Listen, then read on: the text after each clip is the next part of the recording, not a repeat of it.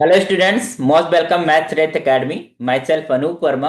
और यहाँ पर हम हायर मैथमेटिक्स को डिस्कस करते हैं, तो आप हमसे जुड़कर हायर मैथमेटिक्स को सीख सकते हैं, समझ सकते हैं, कैसे प्रॉब्लम सॉल्विंग टेक्निक्स होते हैं, वो सारी चीज़ें सीख सकते हैं। बाकी अगर आप CSIR नेट, IIT जैम या फिर अपने एकेडमिक्स के एग्जाम्स को लिख रहे हैं, तो बहुत बेनिफिशियल होंगे lectures to understand the mathematics for for advance level.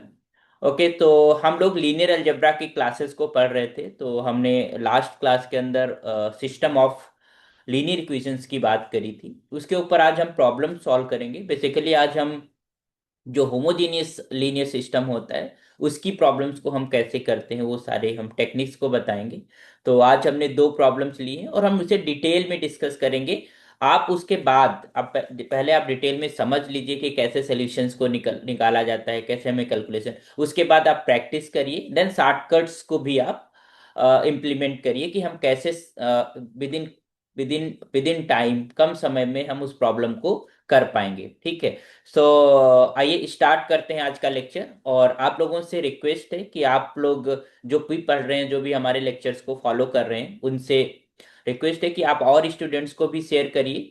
और आप आप चैनल को सब्सक्राइब कर लिए ताकि अपडेट्स मिलते रहेंगे। जो भी हम लेक्चर पर कोशिश करते हैं कि एक लेक्चर पर डे हम अपलोड करते हैं।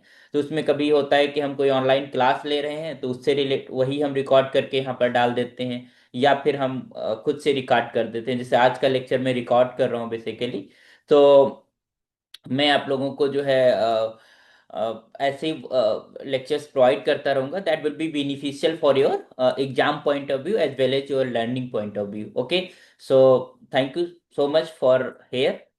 सो हम लोग स्टार्ट करते हैं आज का लेक्चर और देखते हैं कि हम कैसे प्रॉब्लम्स को सॉल्व करेंगे। ओके, सो यहाँ पर जैसे हम एक प्रॉब्लम लिख रखे हैं कि find the all solutions of the following system of equations. और सिस्टम ऑफ इक्वेशंस ये गिवन है यहाँ पर। This is this is system of equation. यहाँ पर फोर हमारे पास लीनियर इक्वेशंस गिवन है ना। और पहली है 3x + 4y - z - 6w = 0। तो यहाँ पर जो वेरिएबल्स हैं वो भी फोर हैं, फोर इक्वेशंस हैं, फोर वेरिएबल्स हैं। सो इसको हमें सॉल्व करना है, इसका सोल्यूशन फाइंड करना है। और हम देख रहे हैं कि इसके जो राइट हैंड साइड पे हैं सभी जो बी हैं वो जीरो है।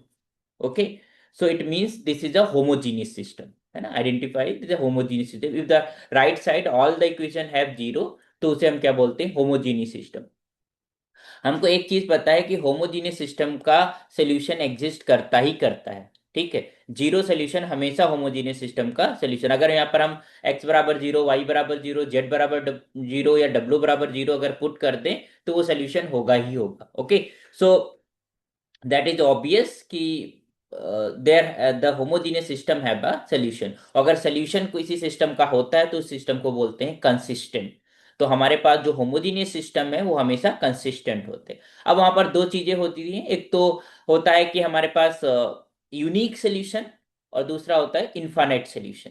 तो यूनिक सोल्यूशन कब होता है, if the rank of the coefficient matrix the rank of the coefficient matrix is just equal to number of variables. तो वहां पर यूनिक सोल्यूशन होगा, and that will be the trivial solution only. Trivial का मतलब कि केवल और केवल जीरो सोल्यूशन होगा। और अगर हम कह रहे हैं कि हमारे पास the rank is lesser than the number of variables, in that case the system, the homogeneous system has a infinitely many solutions, है ना। यहाँ पर एग्जैक्टली टू या थ्री सॉल्यूशंस नहीं होते। अगर दो हैं तो it means there are infinitely many solution. और if one there is only one solution, that is only trivial solution. Okay, so let's begin to solve this problem. So हमें क्या क्या करना होता है, they are asking for the solutions of this system. तो सबसे पहले हमें इसकी कोफिशिएंट मैट्रिक्स लिखनी होती है। Okay, so first of all you just right the coefficient matrix of this equation. तो कोफिशिएंट मैट्रिक्स अगर हम ए की बात करें, so here this let a, you can just have let the coefficient matrix a.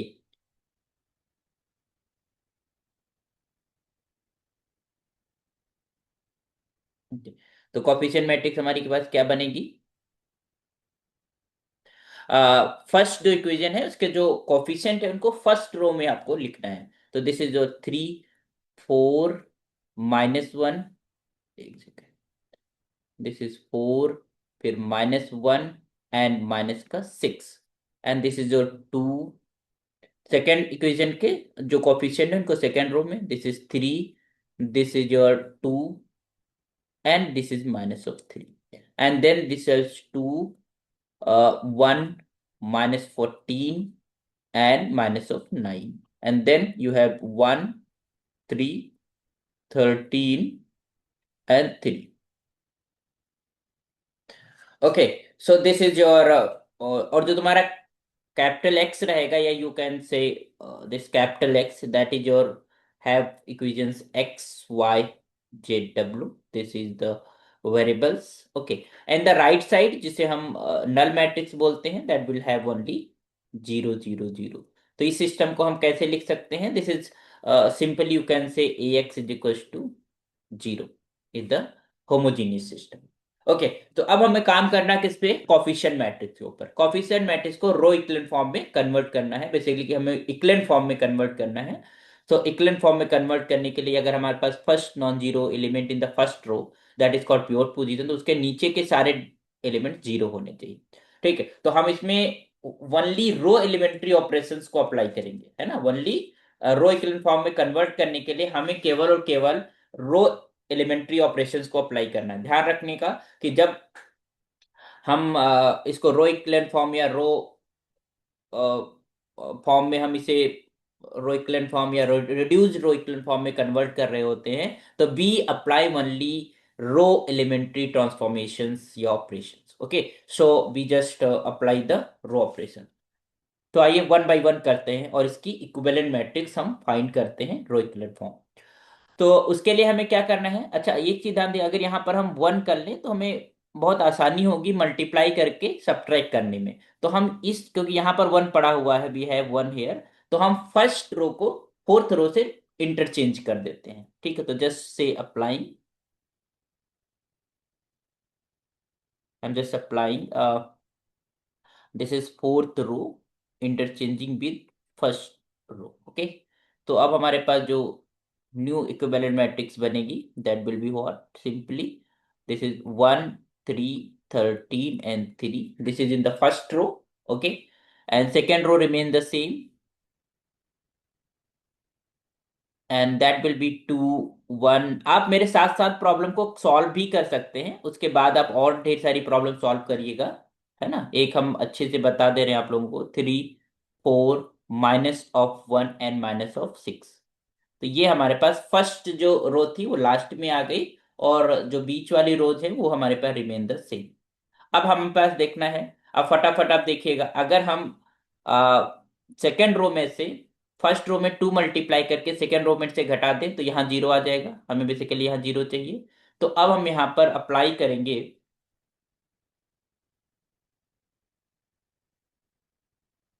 तो हमारा टास्क क्या है कि क्योंकि यहाँ पर ये प्योर पोजीशन है, यहाँ पर 1 है, तो इसके जो इस कॉलम में उसके बिलो जितने भी हमारे पास एलिमेंट है वो सारे जीरो होने चाहिए प्योर पोजीशन के। ठीक है, तो यहाँ जीरो करने के लिए हम क्या कहें? 2 -2 times of 1, 2 -2 times of 1, 3 -3 times of 1। तो हम कौन कौन से ऑपरेशन लगाएंगे? हम just replacing this R2 with R2 -2 times of R1, and this I'm just replacing this R3 with R3 -2 times of R1। okay, and I'm replacing the fourth row by this R4 -3 times of R1। okay, तो हम ये जो है elementary, एक चीज ध्यान रखिएगा, जब हम एक ही साथ में हम एलिमेंट्री ट्रांसफॉर्मेशन को अप्लाई कर रहे हैं तो हमें ये भी ध्यान रखना है कि ऐसी कोई हम मैट्रिक्स तो नहीं अप्लाई कर रहे हैं जो यहाँ पे चेंज हो रहा है उसको भी यहाँ पर यूज कर लिया। ठीक है, वो ऐसा नहीं करिएगा।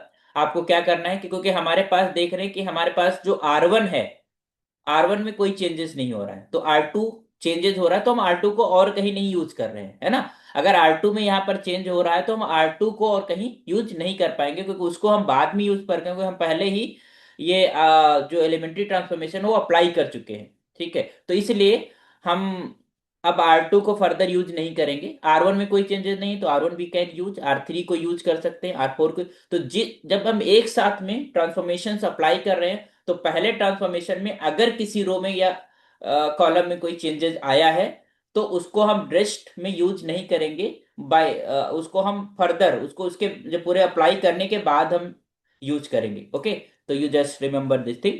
तो अभी हम यहाँ पर, क्योंकि हमारे पास R1 में कोई इफेक्ट नहीं आ रहा है, तो we can easily use these all simultaneously. Okay. Okay, so यहाँ पर हमारे पास ये first row is remain the same 113 and this is 3। Second row change हो जाएगा, तो हम क्या कर रहे हैं कि फर्स्ट रो में 2 से मल्टीप्लाई कर रहे हो और सेकंड वाली में सब्ट्रैक्ट कर, सेकंड वाली से सब्ट्रैक्ट कर रहे हैं। तो 2 minus 2 you will get 0 here, and 3 minus 6, तो -3 आ जाएगा यहाँ पर। 2 माइनस 26, क्योंकि हमारे पास 13 टू 26, तो 2 माइनस 26, तो -24 आ जाएगा यहाँ पर। और -3 एंड -6, तो यहां पर आ जाएगा माइनस का 9। क्लियर? देन अगेन यहाँ पर 2 - 2 is 0, and 1 - 6 is -5, and -14 -26 is -40, and minus हम क्या कर रहे हैं, थर्ड रो में से घटा रहे हैं 2 मल्टीप्लाई करके फर्स्ट रो को। Okay, so 40, and this is -9 and -6, तो माइनस का 15 हो जाएगा। Got it? नेक्स्ट हमारे पास है थर्ड रो, तो 3, अब 3 मल्टीप्लाई करना है फर्स्ट रो में और सब्ट्रैक्ट करना है फोर्थ रो से। तो दिस 3 - 3 इज 0, एंड 4 - 3 3 9, माइनस का 5 बचेगा, एंड -1 एंड -26, तो ये हो जाएगा तुम्हारे पास 3 से मल्टीप्लाई करना है, तो 13 3 जा 39, एंड -1, तो -1 -39 क्या हो जाएगा, माइनस का 40, एंड माइनस का 6 minus of 9, it will be minus of 15। Okay.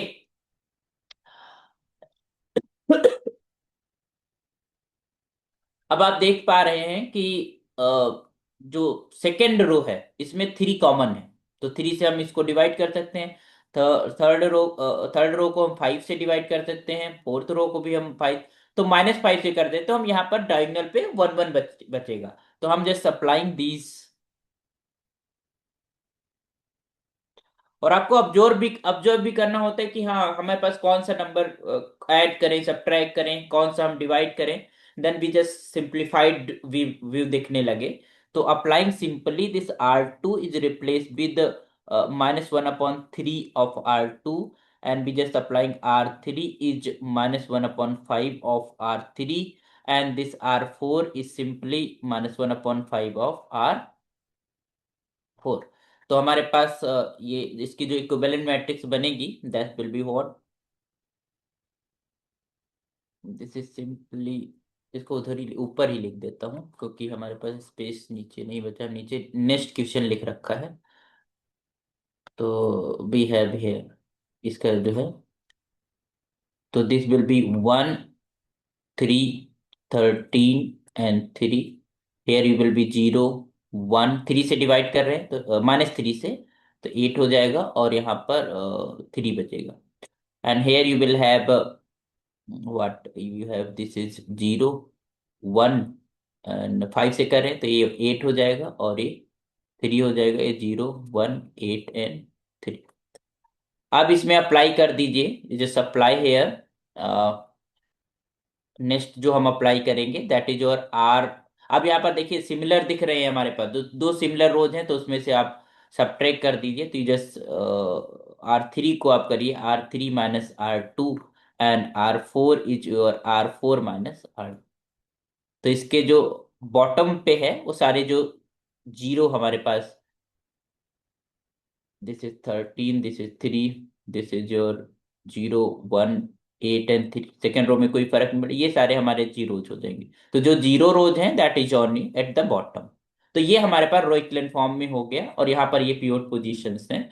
तो यहां से हम नॉन जीरो रोज को देखकर या पिवोट पोजीशंस को देखकर ये बता पाएंगे कि इस मैट्रिक्स की रैंक क्या है। ठीक, तो हेयर अगर हम रैंक की बात करें, rank of this matrix that is equals to 2, and which is less than 4। 4 क्या है? Number of variables. तो यूनिक सोल्यूशन वाला तो केस खत्म। यहां पर क्या होगा? Infinitely many solution. तो this implies system has infinitely many solutions.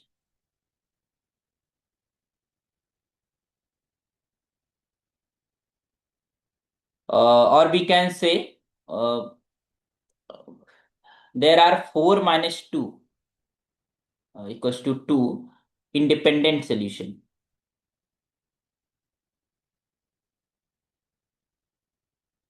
मतलब फ्री वेरिएबल्स है ना सॉल्यूशंस, और फ्री वेरिएबल्स। फ्री वेरिएबल्स कितने हैं? तो दो कांस्टेंट ऐसे होंगे जो आर्बिट्रेरी होंगे जब when we are going to write the solution of this system. तो यहां पर अगर रिड्यूस्ड सिस्टम इसका हम लिखते हैं, रिड्यूस्ड सिस्टम, तो जो लास्ट में हमने रो इक्विवेलेंट फॉर्म में कन्वर्ट किया उसकी मदद से लिखेंगे। तो ये जो है, क्योंकि ये मैट्रिक्स और जो हमने जो हमारा सिस्टम था उसको हम लेकर ए बनाए थे कोएफिशिएंट मैट्रिक्स, तो हम इसकी मदद से अब रिड्यूस सिस्टम लिखेंगे इन दिस वे।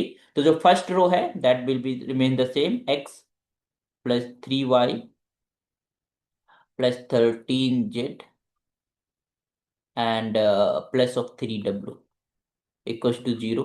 एंड जो दूसरा हमारे पास वैल्यू हो जाएगा, क्योंकि हमारे पास x वाली पोजीशन पे 0 है, तो we start from y plus 8z and plus of 3w is just equal to 0। So आप किन्हीं दो वेरिएबल्स को, आप क्योंकि दो हमारे पास फ्री वेरिएबल्स है, तो दो वेरिएबल को कोई आर्बिट्रेरी कांस्टेंट आप मान लीजिए। तो I am simply let here let this z is just equal to k1 and this w is just equal to k2। ठीक। तो यहां से y बराबर क्या आ जाएगा? y is equal to minus of 8k1 and this is minus of 3k2, क्योंकि w बराबर k2। अब इनकी वैल्यू अगर यहां पुट करेंगे तो x निकलेगा। तो x is equal to -3 times, और y की वैल्यू रख दो तो minus of 8 of k1 and -3 of k2 and plus this is 13 of k1। ये माइनस में चला जाएगा राइट साइड में, एंड -3 ऑफ k2। तो ये हमारे पास क्या आएगा? ये सिंपली सॉल्व फॉर x। तो ये माइनस का minus minus plus 24 of k1 and plus 9 of k2 -13 of k1 and -3 of k। Okay, so this implies you have x is equals to 24 minus 13, it will be your 11 है ना। तो it will be 11 of k1 and 9 minus 3 it will be 6 of k2। तो ये तुम्हारे पास solution हो गया है ना। This is your solution what कि x बराबर तुम्हारे पास क्या निकल के आए? x is equals to 11 of k1 and plus 6 of k2। Okay, y is equals to क्या मिला? That is equals to -8 of k1 and -3 of k2। और z बराबर हमारे पास क्या है? सिंपली हमने k1 माना है, और w is equals to k2। तो k1 और k2 are two arbitrary constant, इनका वैल्यू हम चेंज करते जाएंगे, we will get infinitely many solution. तो from here we have infinite solution. ठीक है। तो system is consistent obviously and it has infinitely many solution. And how we just write? सबसे पहले रो इक्विवेलेंट फॉर्म में करिए, फिर इसके बाद रिड्यूस सिस्टम लिखिए, और रिड्यूस सिस्टम में जितने नंबर ऑफ फ्री वेरिएबल्स हैं उनको कोई एक आर्बिट्रेरी कांस्टेंट दे दीजिए, and then you just solve for other variables. तो you will get x y z w in the arbitrary constant value। Okay, and that is the solution of the system।